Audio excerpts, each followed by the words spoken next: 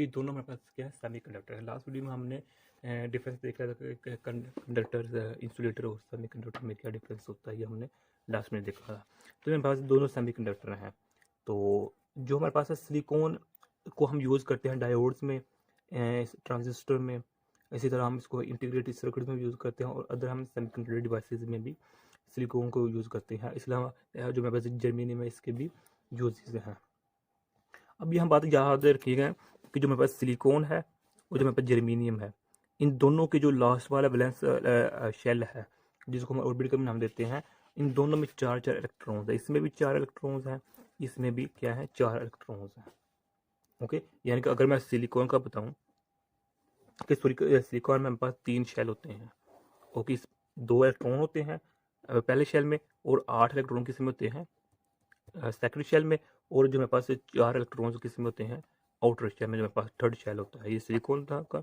अगर मैं जर्मेनियम की बात करूं तो इसमें क्या होता है, हमारे पास इसकी 4 हमारे पास शेल्स हैं। इसमें 2 होते हैं, इसमें हम जानते हैं कितने होते हैं, 8 होते हैं। और जो मेरे पास बाहर वाला होता है इसमें 18 होते हैं। ओके, और जो बाहर वाला है इसमें 4 हैं। ओके, ये मेरे पास सिलिकॉन का, ये मेरे पास जर्मेनियम का हो गया। तो मतलब क्या हो गया, इन इसके भी आउटर शेल में 4 इलेक्ट्रॉन है, इसके भी आउटर शेल में 4 इलेक्ट्रॉन हैं। तो दी बैलेंस इलेक्ट्रॉन्स, अच्छा ये हम जो फ्लूइड की बुक है ना, इसके 9 एडिशन को हम फॉलो कर रहे हैं। ओके, तो अब जो मेरे पास बैलेंस इलेक्ट्रॉन्स हैं जर्मेनियम में, वो 4th शेल में हो गए, और सिलिकॉन में 3rd शेल में हो गए।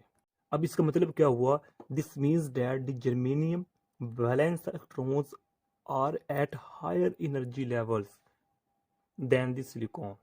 यानी कि जब हमारे पास जर्मेनियम जर्मेनियम के इलेक्ट्रॉन्स हैं, जो वैलेंस इलेक्ट्रॉन्स है आउटर शेल में, उनकी एनर्जी ज़्यादा है। सिंपल सी बात है, ये न्यूक्लियस है। अच्छा, ये तो बताना भूल गया, जर्मेनियम में हमारे पास कितने होते हैं, न्यूक्लियस में कितने होते हैं, प्रोटॉन 32 होते हैं। यानी कि इसमें प्रोटॉन्स और न्यूट्रॉन होते हैं, तो न्यूट्रॉन का कोई चार्ज नहीं होता, इसलिए उसको हम इग्नोर कर देते हैं। तो यानी कि एक तरह का इग्नोर, तो इसमें क्या है कि 32 चार्जेस होते हैं, जिस पॉजिटिव चार्ज जिसको हम प्रोटॉन्स का नाम देते हैं, और इसमें हमारे पास 14 प्रोटॉन्स होते हैं और 14 न्यूट्रॉन्स होते हैं। न्यूट्रॉन का कोई चार्ज नहीं होता, इसलिए उसको हम निगलेक्ट कर देते हैं।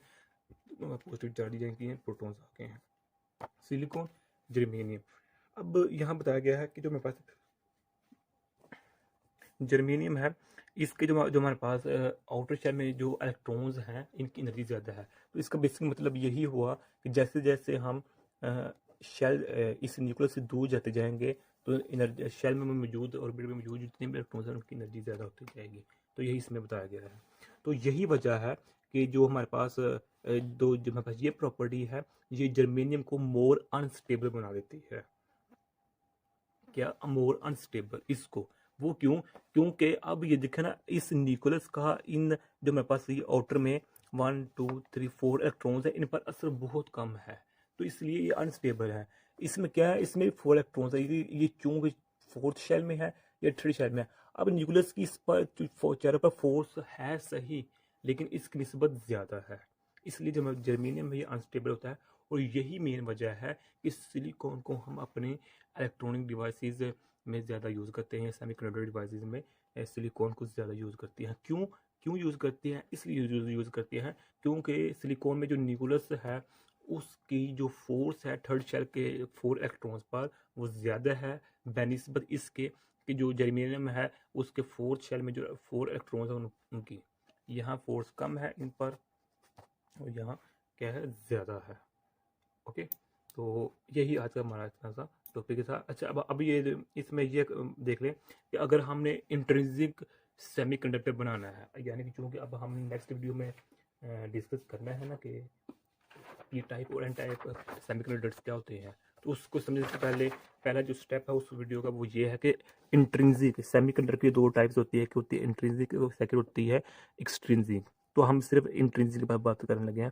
तो इंट्रिंसिक सेमीकंडक्टर में क्या होता है कि सिर्फ एक ही टाइप के, एक ही किस्म के एटम्स होते हैं। मिसाल के तौर पर में ये सिलिकॉन है, यहाँ भी सिलिकॉन है, यहाँ भी सिलिकॉन है, यहाँ भी सिलिकॉन है, तो यहाँ भी सिलिकॉन है। इसके भी 4 इलेक्ट्रॉन्स हैं बाहर वाले, इसके भी 4 है, इसके भी 4 है। तो अब क्या होंगे, ये इसका क्या करें, ये आपस में क्या बना लेंगे, कोवलेंट बॉन्ड बना लेंगे। इसका इलेक्ट्रॉन क्या बना लेंगे, कोवलेंट बॉन्ड बन जाएगा। ओके, तो ये मेरे पास क्या है, कोवलेंट बॉन्ड बन जाएगा। या फिर इसको हम इस तरह डिनोट कर सकते हैं, मेरे पास सिलिकॉन है तो इसको हम इस तरह भी कह, ये इधर भी सिलिकॉन है, इधर भी सिलिकॉन है, इधर भी सिलिकॉन है, इधर भी ये मेरे पास क्या है, कोवलेंट बॉन्ड है ये हमारे पास। डन हो गया। तो यही इतना सा हमारा टॉपिक था। तो ये जो इम्पोर्टेंट क्वेश्चन था कि why we use silicon mostly in devices, तो उसका आंसर मैंने पहले दे चुका हूँ।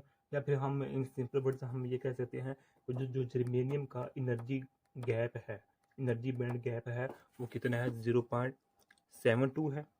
ओके। और जो मेरे पास सिलिकॉन का है वो हमारे पास क्या है, 1.10। ये इसका एनर्जी बैंड गैप है सिलिकॉन का, और ये मेरे पास किसका है, जर्मेनियम का है। ओके।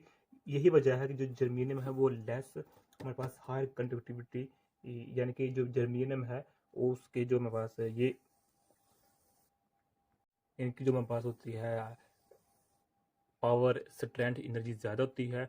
और इन अदर वर्ड हम ये कह सकते हैं कि जो एनर्जी में बैलेंस और कंडक्शन दोनों, बैलेंस बैंड और कंडक्शन बैंड दोनों के दरमियान जो गैप होता है उसकी एनर्जी कम होती है, आप ये कह सकते हैं।